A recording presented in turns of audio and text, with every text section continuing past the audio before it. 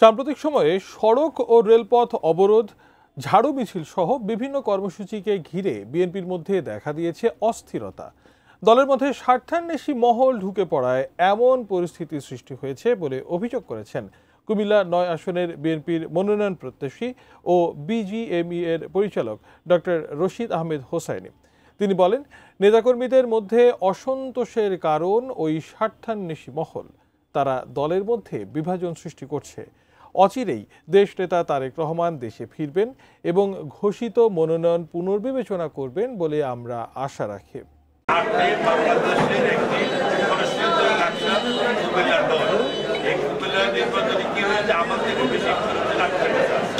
কারণ মাত্র 246 ভোটে ভোটের আন্দোলনকে জানেশের প্রতীকের মার্কা দিয়ে এটা কে করেছে, এটা আমার মুক্তির আসলে আপনি সবাই বলতেছে যে একদিনের জন্য কে ঢুকে এবং সেই কারণে তাকে তথ্য পরিষ্কার হতে পারে।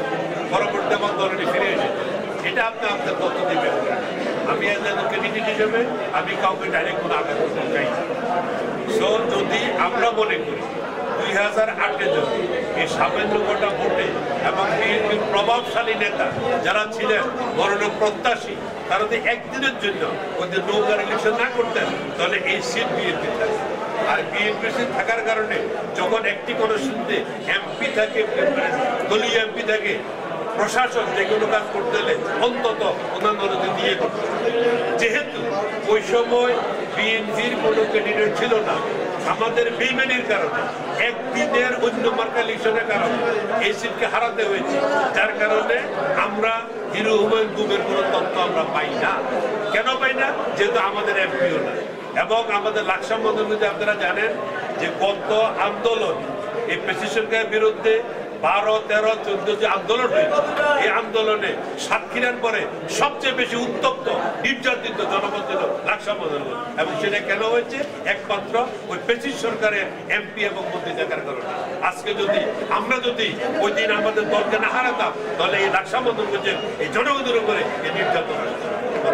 আপনারা আমি নয়, শুধু পত্র পত্রিকা বিভিন্ন বক্তৃতা আসতেছে, কারা 2008 সালে অন্য নির্বাচন করেছে সে আমি মনে করবো আপনার সাথে ওই নেতা এখন তো লাকসাম ওটা বহিষ্কার যদি উল্টো হয়ে থাকে বিএনপিতে আছে। যদি কোন নেতা বিএনপি করার কারণে দলের সাথে অনেকে দেখেন বহিষ্কার হচ্ছে, পরে উল্টো করা হচ্ছে, ওনার বহিষ্কার উদ্দেশ্য করা হয়েছে। অর্থাৎ যেহেতু হয়েছে উনি তো বিএনপি করে এবং উনি অনেক বড় পাবেন। লাকসামের মানুষ মুখে না বললেও তারা মন থেকে এই ক্ষত করে বুঝতে পারবে না। আমি মনে করি যদি নির্বাচনে হুজুরের নেতাকে নির্বাচিত মনোনয়ন দেওয়া হয়, লাকসাম বদল বিশেষ করে বদরুল জুরাশি ওনার পক্ষে ভোট দিবে বলে অন্তত আমি বিশ্বাস করি। এই দ্বন্দ্ব, এই লাকসাম বদলের দ্বন্দ্ব এটা চলমান চলবে। এই সুযোগে হয়তো অন্য কেউ ঘুমাতে চলবে, যেটা আমরা দেখতেছি, আপনারাও দেখতেছেন। বিশ্লেষণ আমার জন্য আপনারা অনেক বেশি করতে পারেন।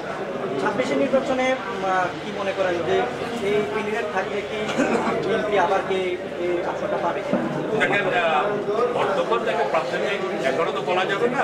আমার ধারণা লাকসাম মন্ত্রীদের চেঞ্জ হবে। এটা চেঞ্জ না হওয়া পর্যন্ত এখন বলা যাবে না। যদি চেঞ্জ হয় এক হিসাব, চেঞ্জ না হলে আর এক হিসাব মিলের সময় এখনো আসে নাই। যেহেতু নির্বাচনী প্রতিবেদন ক্যান্ডিডেট চূড়ান্ত হবে।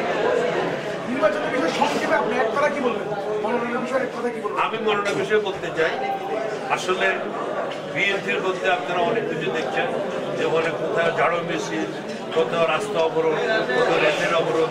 এগুলি কেন হচ্ছে? কিছু দলের মধ্যে সামঞ্জস্য ঢুকে গিয়েছে। জনাব তারেক রহমান অচিরেই বাংলাদেশে আসবেন এবং উনি, আমি জানি 4টা টিম কাজ করতেছে এই মুহূর্তে নির্বাচন কমিশনকে পুনর্মূল্যায়ন করার জন্য, বিবেচনা করার জন্য। তারেক রহমান ওনার যে উনি যে গত আন্দোলন মাস্টার মাইন্ড, ওনার মধ্যে যোগ্য নেতা, যিনি এত 17 বছর দেশের বাইরে থেকেও বিএনপিকে বিচ্ছিন্ন হতে দেয় নাই, কোনো বাক হতে দেয় নাই, বুকে আটকে রেখেছেন। উনি ওনার দলকে আটকে রাখবেন সঠিক তথ্য নিয়ে, সঠিক সময়, সঠিক নেতাকে নির্বাচন করা হচ্ছে। ধন্যবাদ।